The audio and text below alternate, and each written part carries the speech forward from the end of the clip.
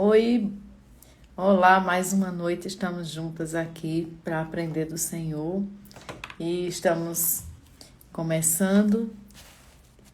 Cheguem vocês aqui, Nessi, que bom Nessi chegando aqui logo cedinho, assim que a gente abre. Catiane também, queridíssima Catiane, que Deus nos fale, que Deus nos abençoe, que Deus hoje fale conosco. A gente viu na semana passada, né, nós começamos nosso novo desafio, plena satisfação em Deus, Deus glorificado e a alma satisfeita, de John Piper, né? E Kiss também já chegou. E nós já vimos os 2 primeiros capítulos. Considerar o prazer em Deus como nosso dever é um assunto polêmico. E nós discutimos, né, sobre esse prazer em Deus, o prazer do cristão. E nós vimos o capítulo 2. Glorifique a Deus, alegrando-se nele para sempre.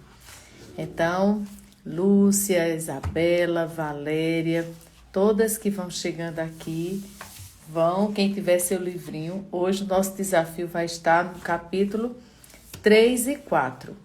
Vai ser bem rapidinho, que a gente vai estudar nosso terceiro livro. Cada noite que a gente vai se encontrar, se Deus permitir, volto para as segundas-feiras, tá, meninas? E tem uma notícia boa. Oi, Áurea. Chegue, querida.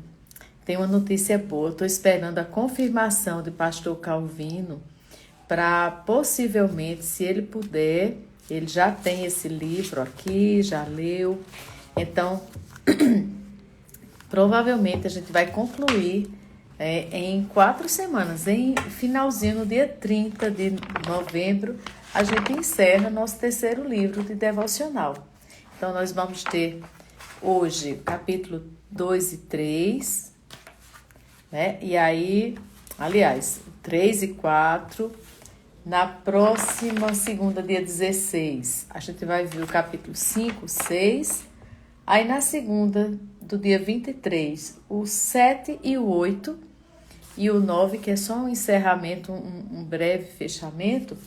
E no dia 30, se Deus permitiu, estou só esperando a confirmação, mas ele gostou da ideia, ele vai ver só a agenda, se ele pode, ele vai estar conosco, o pastor Calvino, fazendo o fechamento, né?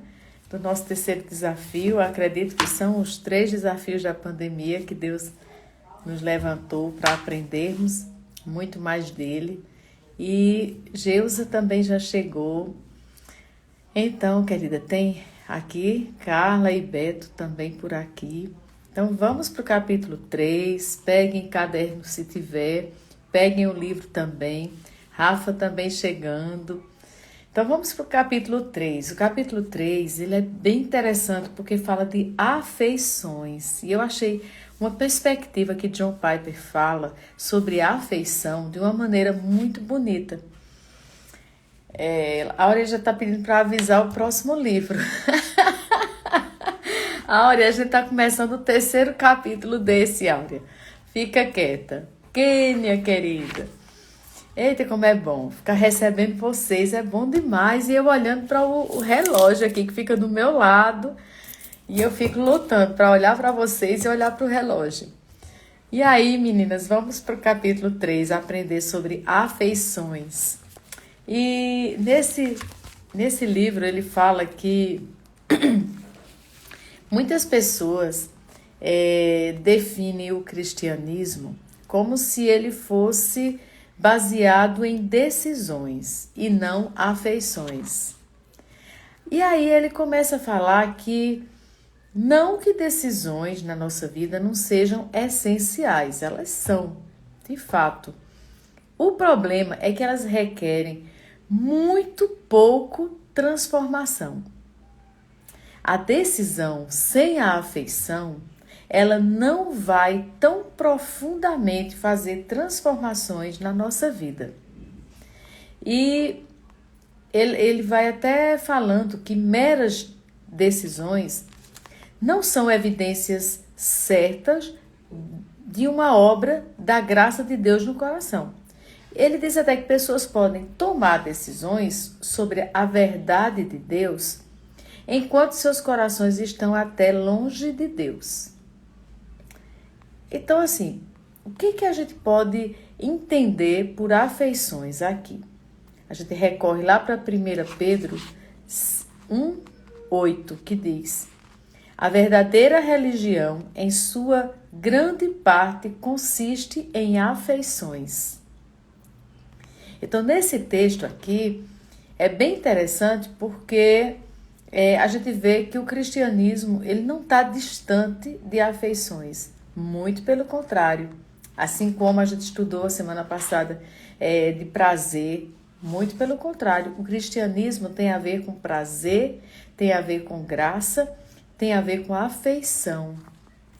E é muito interessante esse livrinho. É uma riqueza tão pequeno, mas tão desafiador.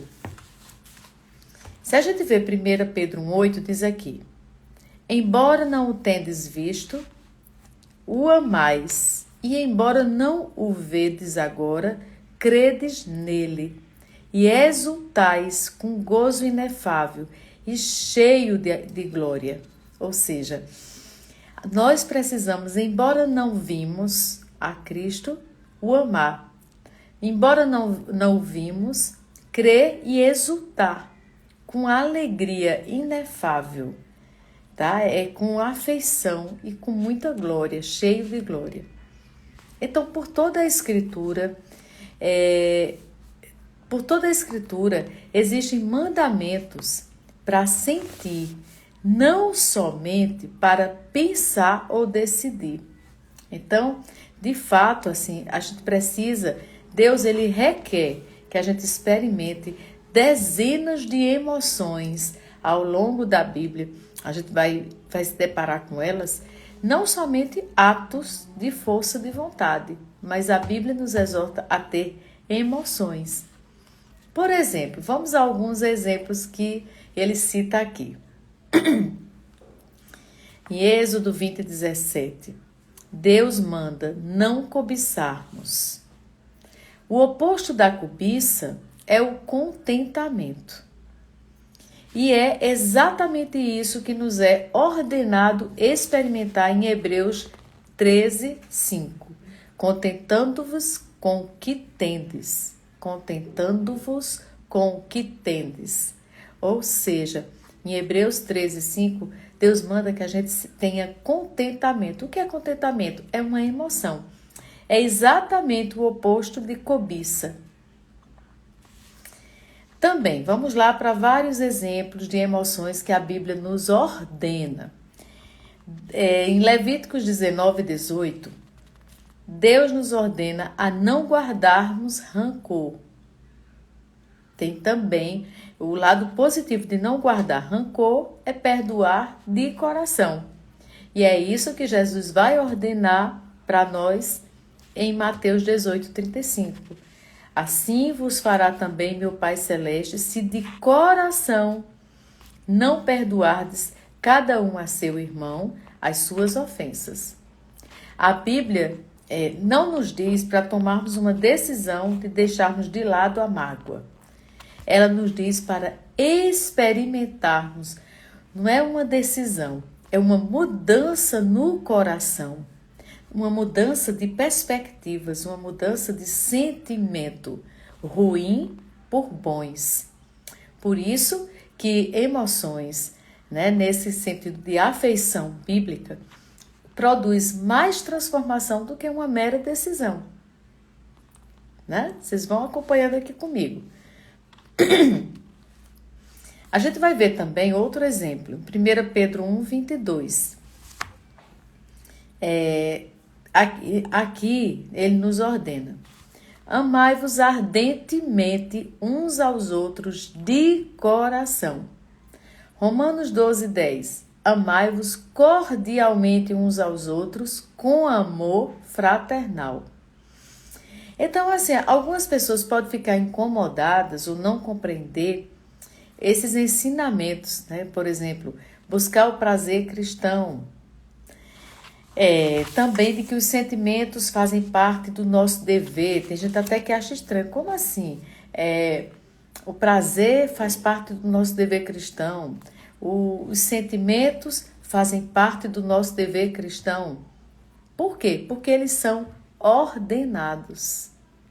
Então, olha como Deus nos ordena aquilo que é bom, né, Elce? Né, Lúcia? Então, Deus aqui, e é muito difícil, né, Geusa? O perdão, como Geusa está dizendo, é difícil, mas é uma ordenança. E qual é o contrário do perdão? É o rancor. Então, é um desafio, querida. Ser cristão não é para todo mundo, não. Para poucos. Por isso que ele diz que muitos são chamados, poucos escolhidos. Quando ele fala que a porta é larga, mas, né, a porta, o caminho é estreito. Agora, existe uma porta larga, mas o caminho que leva a Deus é estreito. É aquele que cumpre e considera o que as Escrituras falam como ordenanças e tenta cumprir. E no fim das contas, nós vamos ser muito mais felizes. Eu costumo usar uma frase, para mim, que é assim: quem convive bem, vive bem. É o principal beneficiado. Quem convive bem, vive bem. Sabe? É esse caminho estreito, é esse caminho difícil mesmo, mas é o caminho que nos leva a Deus. É o caminho da eternidade e não desse mundo passageiro que passa como um vapor, como uma panela que a gente abre e logo o vapor se dissipa. Queridas, as Escrituras, elas vão nos ordenar mais. Nos ordena a termos alegria. Lembra que a gente leu no nosso primeiro livro sobre o fruto do Espírito Santo? E ele se manifesta dentro dessas ordenanças, desses sentimentos. Olha só, as Escrituras ordenam a sentirmos alegria, esperança, temor, paz, tristeza, desejo, benignidade, quebrantamento, contrição, gratidão, humildade, dentre outros sentimentos. Então, a busca pelo prazer cristão, isso não quer dizer que está dando atenção exagerada à emoção. Quando diz que está satisfeito em Deus, é o nosso chamado, é o nosso principal dever, é estarmos satisfeitos em Deus. E aí, é verdade, às vezes nosso coração ele é preguiçoso, nós não sentimos a profundidade, a intensidade dos sentimentos que são apropriados para Deus, né? Ou pela causa cristã. Nosso coração é preguiçoso. Muitas vezes a gente sente até muito mais alegria, até mais vontade de se contentar ou se alegrar com aquilo que é efêmero, que é passageiro, que é aqui da terra, que fica aqui na terra. A gente já sabe disso, né? Até o doar, até dar algo para alguém é uma ordenança que a gente tem que fazer com alegria. 2 Coríntios 9:7. Deus ama ao que dá com alegria. Aquele que tudo que faz, tudo que dá, seja de si mesmo, seja de algo que lhe pertence materialmente, dá com alegria. O que exerce misericórdia com alegria, né? Está lá em Romanos 12:8. Ou seja, frequentemente a gente acaba se dando conta de que tudo que Deus nos ordena, no fim das contas, é bom, é produtivo, é para o nosso bem. Tudo que Deus nos ordena são sentimentos importantes. E a gente vai reconhecer aqui, olha só, quando o salmista dizia no Salmo 48, deleito-me em fazer a tua vontade, ó Deus meu, a tua lei está dentro do meu coração. A afeição por Deus, a afeição por obedecer a Deus. Então, realmente, até o dar, né, é bem-aventurança. A gente é bem-aventurado quando a gente dá. E é esse amor transformador que Rafaela está falando aí, ele vem junto com essa afeição. Então, olha só, tudo isso que a gente está vendo aqui Deus está dizendo que o nosso objetivo é unir prazer e dever. E que justifica-se essa separação pelo pecado. Quando a gente separa o prazer do dever. Então, eu não tenho o dever eu não tenho o dever de sentir prazer em Deus. Então, o que é que eu vou fazer? Eu vou procurar prazer em outra coisa. E aí não faltam pecados que vão nos arrastar para sentirmos prazeres, né? E aí torna-se cada vez mais evidente que a experiência que a gente tem em Deus ultrapassa o que o coração pecador consegue fazer. Vai muitas vezes contra a nossa própria natureza. Por quê? Porque está lá em Romanos 6,17. Nós somos escravos do prazer em outras coisas. Nós não conseguimos simplesmente decidir ficar alegres sobre algo que achamos chato, enfadonho, cansativo, desinteressante ou ofensivo a Deus. Nós não conseguimos decidir ficar alegres. A gente às vezes quer decidir ficar alegre sobre algo que nos atrai, que nos é tentador, né? Então isso sempre foi assim. Desde a criação, o homem é inclinado a buscar se preencher com aquilo que não é ordenado por Deus. Uma coisa importante aqui, queridos, que Deus aqui fala para nós, é bem interessante, que diz aqui, ele nos ensina a ouvir o mandamento, deleita-te também no Senhor.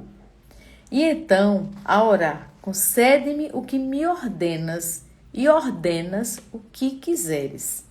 É fácil a gente dizer isso, né, Lúcia? É fácil essa dependência total de Deus, da gente orar e dizer, concede-me o que me ordenas e ordenas o que quiseres. Esse foi o capítulo 3. Olha como ele é curtinho, né? Mas fala de afeição, que é muito mais transformador, como Rafaela falou aqui. Ele vem lá de dentro. Quando a gente tem afeição, a gente tem sentimento profundo, se é alegria no espírito, se é o dar com alegria, se é a gente se contentar com aquilo que a gente tem, a gente vai fazer de dentro para fora e não de fora para dentro. E o capítulo 4, o último capítulo da noite hoje, diz o seguinte: buscar o prazer em Deus mina o orgulho e a autocomiseração. Gente, esse capítulo, ele é profundíssimo. Em poucas palavras, ele fala contra a questão do orgulho humano.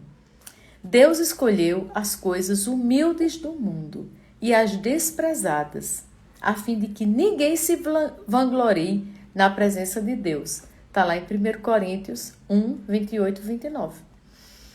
Ou seja, o orgulho, ele de fato, ele é o principal mal do universo. O Senhor, ele não deixou dúvidas alguma que como ele se sente com relação ao orgulho. Olha só em Provérbios 8:13. Odeio o orgulho e a arrogância. Todo ser humano que se sente arrogante e orgulhoso, ele se acha suficiente. E nesse momento ele peca contra a onipotência de Deus. Porque ele é arrogante, ele é orgulhoso, ele vai ter uma séria dificuldade de depender de Deus. A busca pelo prazer cristão, né, a alegria com a afeição, combate o orgulho. Sabe por quê?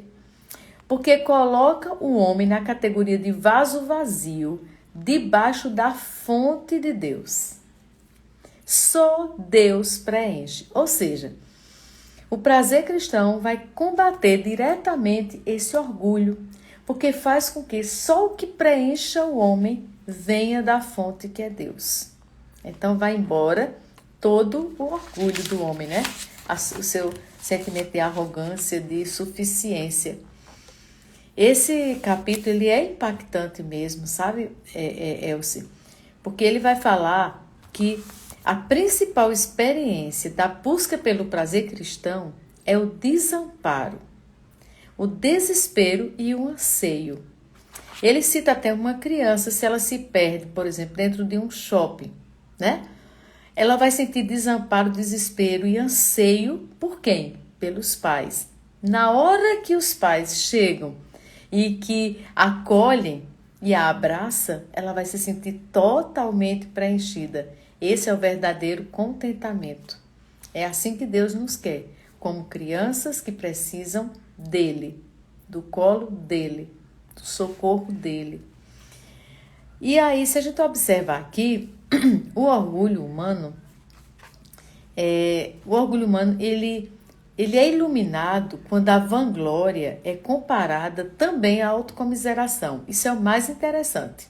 Veja bem, ambas são manifestações do orgulho, tá? Tanto a autocomiseração como o orgulho em si, eles levam a uma resposta. Veja só, a vanglória diz: eu mereço admiração, porque eu alcancei tanto. A autocomiseração diz: eu mereço admiração, porque eu sofri tanto. Perceba a profundidade. Todos dois levam o homem a querer estar no centro, a chamar atenção para si. A vanglória, o orgulho ou a autocomiseração. A vanglória diz: eu mereço admiração, porque eu alcancei tanto, porque eu sou top, porque, olha o meu currículo, olha o meu status, olha o número dos meus seguidores, porque eu sou famoso, porque eu tenho muitas riquezas. Então a vanglória diz: por isso eu mereço admiração. Já a autocomiseração diz: eu mereço admiração porque eu sofri tanto. Pessoas que se veem a vida toda como vítimas, com a síndrome do coitadíssimo. Isso também é orgulho do coração da gente, de querer chamar a atenção para nós da forma equivocada. E o motivo pelo qual, por exemplo, a autocomiseração, o sentimento de vitimização, não parece orgulho, parece o oposto, é que a autocomiseração parece tão carente, Mas essa carência vem de um ego ferido, ela não vem de um senso de falta de valor, mas de um senso de valor que não foi reconhecido. É a resposta do orgulho não aplaudido. Olha que interessante, Então, essa autocomiseração acaba também sendo um reflexo do orgulho. Então, é como se fosse assim: eu não fui aplaudido, não fui reconhecido. Então, é um senso de falta de valor, um ego ferido. E aí, a gente vai observar aqui, que em Mateus 5, 11 e 12, Deus diz o quê? Bem-aventurados quer dizer mais do que felizes.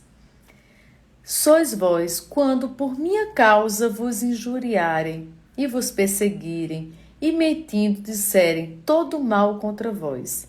Regozijai-vos, quer dizer, alegrai-vos e exultai, porque é grande o vosso galardão nos céus.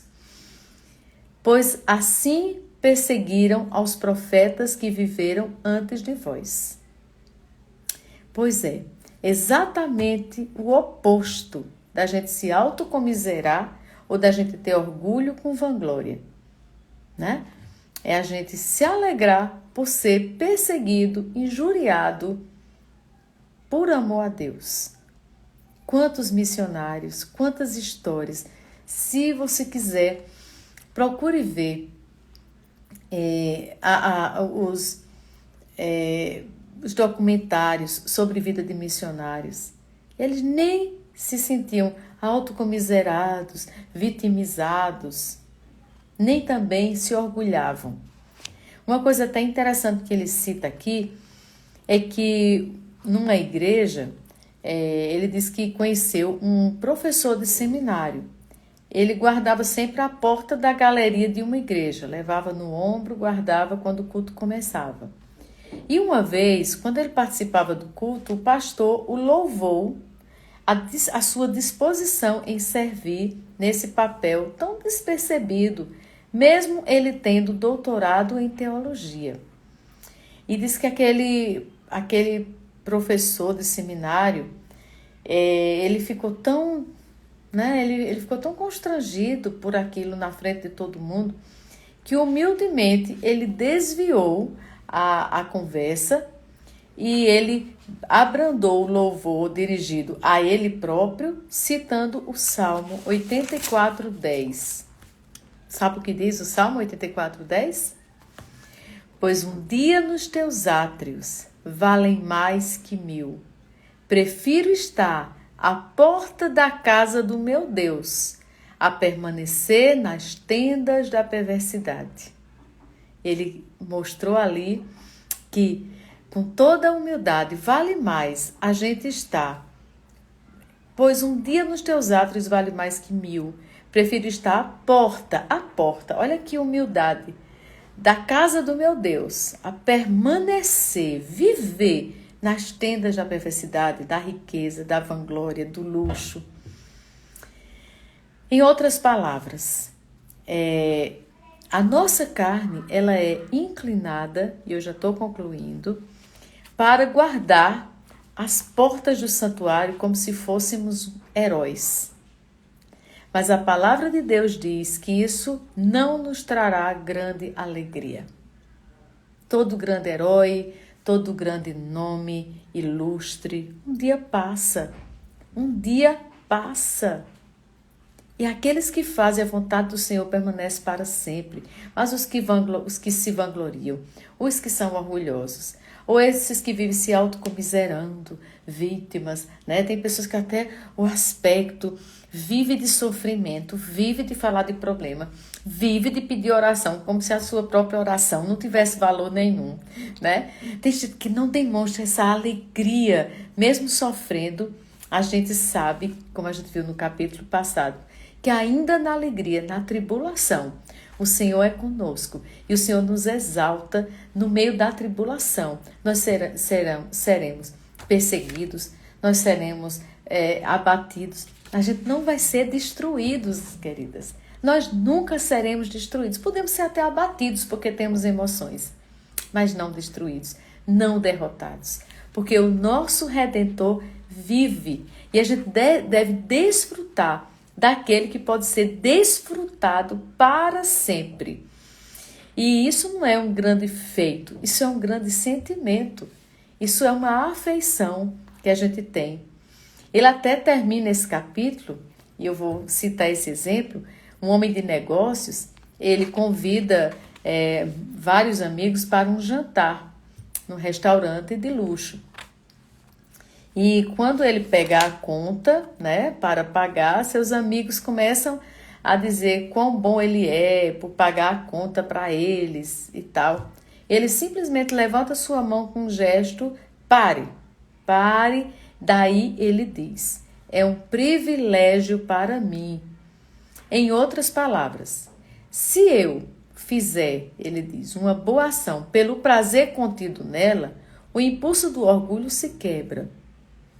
Quer dizer, John Piper cita, né, a partir desse exemplo. A quebra desse impulso é a vontade de Deus e é um dos motivos por que buscar o prazer cristão é tão essencial para a nossa vida. Ou seja, o prazer, aí entra o sentimento, a afeição. O prazer de fazer o bem é um privilégio como para aquele homem era pagar aquela conta. Em outras palavras, então esse prazer contido naquela atitude dele era um impulso que quebrava o orgulho. Ele não ficava orgulhoso porque podia pagar a conta. Aquilo era um prazer para ele, então não tinha que ninguém ficar agradecendo. Colocando nessa perspectiva e se despedindo nessa noite, a gente vai pensar, tudo que Deus quer que a gente faça para Ele, a gente tem que fazer de coração. Coração é a sede dos sentimentos. Quando a gente se refere a coração, a gente se refere à alma, a sentimentos, razão, né? Cérebro, racionalidade, coração, intencionalidade. Sentimentos, não é pecado. Deus manda que a gente tenha alegria, Deus manda que a gente tenha que a gente perdoe de coração. Eu quero só lembrar aqui os sentimentos que Deus nos ordena a sentirmos, porque eu acho que a gente nunca é demais a gente lembrar quando ele diz aqui que sentimentos Deus quer que a gente sinta.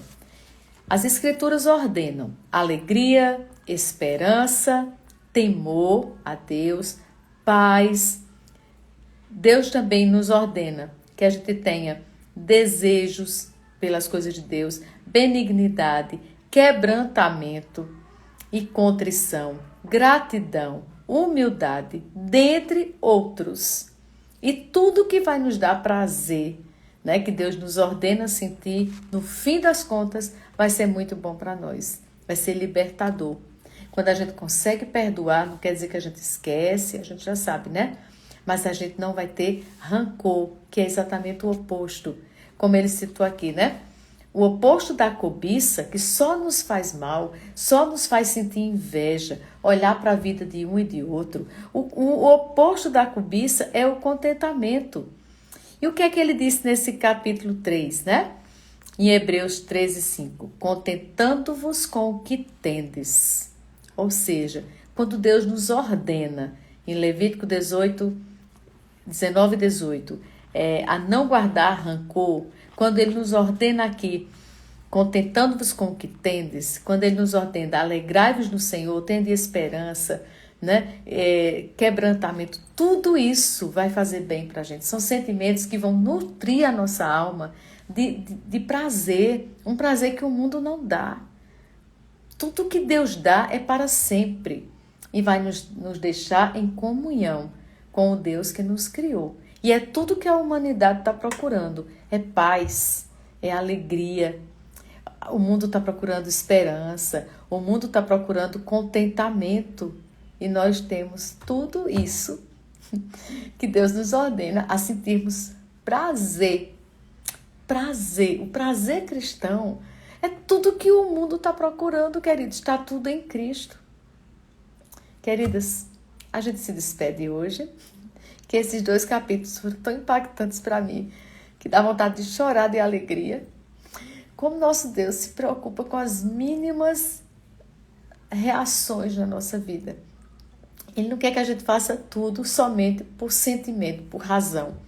Ele quer também que a gente desfrute de toda essa bênção, que é ter afeição, sentimentos profundos e verdadeiros. E no fim redunda em comunhão maior com Ele.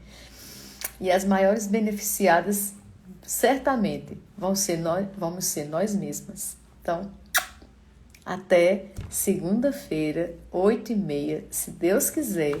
E aí, na próxima segunda, vocês leiam também, para vocês interagirem, né? Quando aqui, ó, prazer nas coisas de Deus, a alegria perene só em Deus.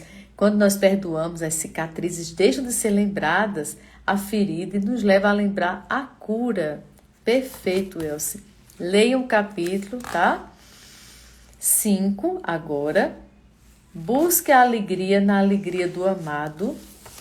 E leiam, próxima semana, o 6 também, que é maravilhoso, para a gente discutir aqui. O que significa na adoração isso? O que isso significa na adoração?